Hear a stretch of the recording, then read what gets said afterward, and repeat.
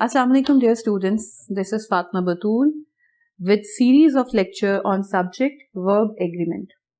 When two or more nouns or pronouns in the singular are connected by or, nor, either or neither nor, they take a singular verb. यानी अगर हमारे subject में हम दो singular nouns को और से, नॉर से या आइदर और के पेयर से या नाइदर नोर के पेयर के साथ जोड़ें तो हमारा जो सब्जेक्ट है वो सिंगुलर रहेगा. Neither Dawood nor his sister is to blame.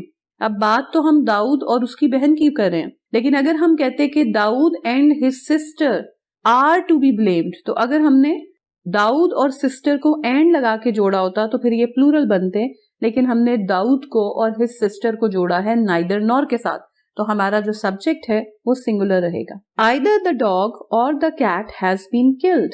अब आइदर और लगा के हमने डॉग और कैट को जोड़ा है तो हमारा जो वर्ब है वो सिंगुलर आएगा. Our happiness or our sorrow is largely due to our own actions. अब हमने आवर हैप्पीनेस को आवर सॉरो के साथ जोड़ा है और लगा के, तो अगर हम और से, नॉर से, आइदर और से या नाइदर नॉर से दो सिंगुलर नाउन्स को अपने सब्जेक्ट में जोड़ें तो हमारा जो सब्जेक्ट है वो सिंगुलर ही रहेगा. When one of the subjects joined by or nor, either or, neither nor is plural, the verb must be plural and the plural subject should be placed close to the verb. यानी जब हम पहले बात कर रहे थे तो हमारे दोनों नाउन सिंगुलर थे, अब हमारे दो में से कोई एक नाउन जो है वो प्लूरल है. तो अगर हमारा एक नाउन सिंगुलर हो और एक प्लूरल हो और हम उन्हें और, नॉर, आइदर और या नाइदर नॉर लगा के जोड़ें तो हमारा जो वर्ब है वो प्लूरल आएगा. और साथ ही प्लेसमेंट ऐसे है कि वर्ब के करीब हमने प्लूरल लफ्ज जो है उसको प्लेस करना है.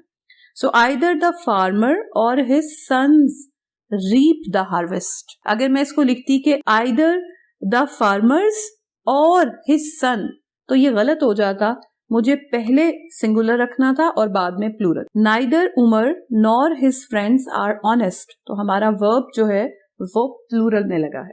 When the subjects joined by or, nor, either or, neither nor are of different persons, the verb agrees with the nearer subject. यानी अब हमारे सब्जेक्ट में हमने प्रोनाउन का इस्तेमाल किया और जाहिरी बात है कि हमारे पास फर्स्ट पर्सन है, सेकंड पर्सन है, थर्ड पर्सन है, तो हमने दो पर्सन्स जोड़े, दो मुख्तलिफ पर्सन्स जोड़े, उसमें से जो करीब होगा वर्ब के, वर्ब उसके साथ अग्री करेगा. जैसे कि आइदर ही और यू आर गिल्टी, तो आपको पता है कि यू सिंगुलर हो या प्लूरल हो उसके साथ आर का इस्तेमाल होता है. लेकिन अगर मैं इसको चेंज कर देती स्ट्रक्चर को, यानी मैं कहती कि आइदर यू और ही इज गिल्टी, तो क्योंकि मैंने पर्सन की जो प्लेसमेंट है वो चेंज की है, उसके मुताबिक मेरा जो वर्ब है वो चेंज हो जाएगा. फॉर्मल राइटिंग के अंदर अप्रिशिएट किया जाता है अगर हम स्ट्रक्चर इस तरह से ना बनाएं, यानी आइदर ही और यू आर गिल्टी, इसकी जगह हमें स्ट्रक्चर बनाना चाहिए ही इज गिल्टी और एल्स यू आर. तो ये एक बेहतर स्ट्रक्चर है जो कि इस्तेमाल किया जाना चाहिए. एक और मिसाल देखते हैं. Neither you nor he is willing to come. So हमने he is लगाया, तो क्योंकि is के साथ he आ रहा था तो सब्जेक्ट और वर्ब में जो हमने एग्रीमेंट देखा वो he और is के दरमियान में है. You must also keep in mind another rule. None is constructed in the singular or plural as the sense may require. तो आप जब none का इस्तेमाल करें आपको देखना पड़ेगा कि आपके जुमले की सेंस क्या है और उसके मुताबिक आप अपने वर्ब को सिंगुलर या प्लूरल रखेंगे. Did you buy any books? There were none in the shop. अब आप देखिए मेरा जो पहला जुमला था वो था Did you buy any books? So books is plural. अब मैं जिस चीज के बारे में पूछ रही हूँ वो प्लूरल है, तो मेरे दूसरे जुमले में आप none का इस्तेमाल देखें. There were none in the shop. तो मैंने none के साथ वर लगाया क्योंकि मैं बुक्स की बात कर रही थी. Have you brought me a letter? अब मैं a letter की बात कर रही हूँ, तो अब मेरा दूसरा जुमला देखें. Have you brought me a letter? There was none for you.